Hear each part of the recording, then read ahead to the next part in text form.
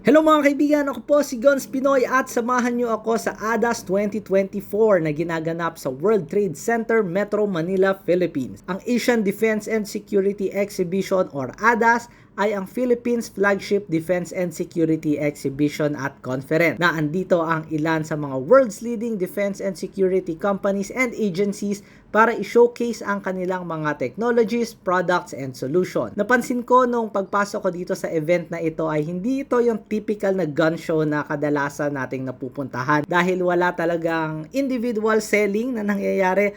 Mostly mga business to business or through government agencies or mga militaries transaction yung nangyayari dito sa event na ito. Pero still, meron pa rin mga cool stuff na gusto akong ipakita sa inyo dito dahil marami pa rin mga cool stuff dyan. Yan, ang booth ng Glock. Tinignan natin ang iba't ibang mga Glock models na available dyan.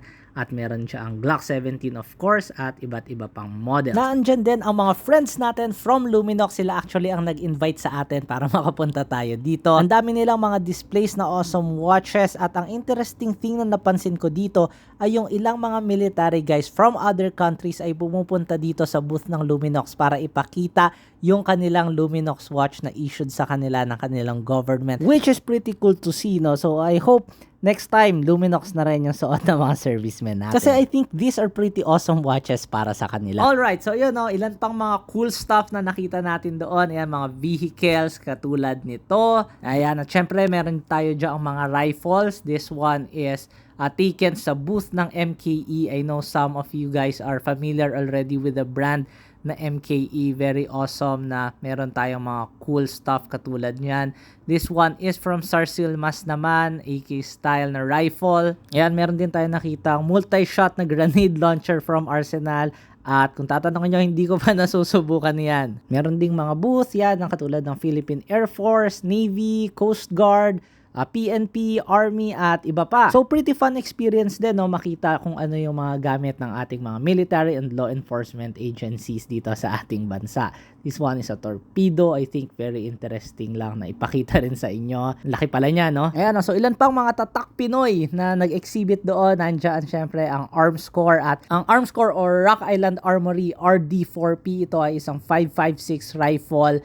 At ayan, no, naka-set up na rin siya. Pretty nice to see. Naandyan din ang ilang mga rifles na showcase ng ating government arsenal. At isang interesting thing na nakita ko dito ay itong 300 blackout na rifle. So I was advised na kaya meron na rin 300 blackout dito ay meron silang mga learnings nung Marawi Siege at nakita nila rin yung advantage of having a 300 blackout. This one naman is from UDMC. Of course, nandyan ang kanilang mga rifles. This one is a 7.62x51. Meron ding mga 5.56 at meron din sila mga PCCs dyan. Pistols wala masyado pero still meron pa rin namang ilan doon katulad ng Glock and katulad nitong Sarsilmas. Very flashy, very cool. Gold ang kulay niya at nandyan rin ang SAR 9C. I think this one is the newest generation ng SAR line ng Sarsilmas. Ayan, more rifle, 7.62x51 ng Arsenal MG-M2. May mga models din ng jets dyan. Again, mostly for military use. Ito din, no, pretty interesting do. Alam ko, puro interesting yung sinasabi ko. Pero this one are drones. Ang lalaking drone nito. And based doon sa mga videos na pinapakita nila sa screen, I believe this are the one na nagda-drop ng mga bomba, which I think is ini-integrate na ngayon ng karamihan ng mga military yung paggamit ng drone. So, yeah, more firepower dyan tayong makikita. Big shout out sa ating Philippine Army dahil nagbigay sila ng freebies sa atin dyan. Philippine Army. Yan, more jets. Marami pa actually tayong pwede makita dyan from air, land, and sea and mga firearms and firepower dyan. So, yun lang naman. No? Very, very fun experience para sa atin. Salamat sa panonood. Guns Pinoy out.